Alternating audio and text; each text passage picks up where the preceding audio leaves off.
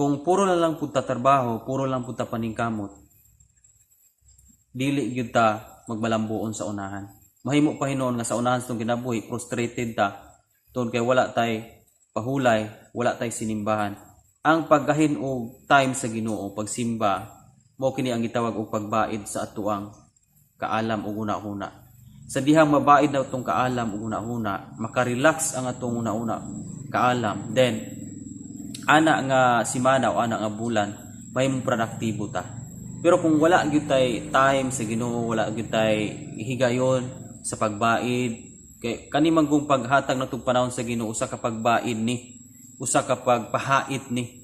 Okay? Nga mahimutang productive, mahimutang effective in terms of ministry, in terms of work o unsa pa mga career sa atong kinabuhi, sa atong mga decisions sa atong kinabuhi, kinahanglan gyud ta og pagbaid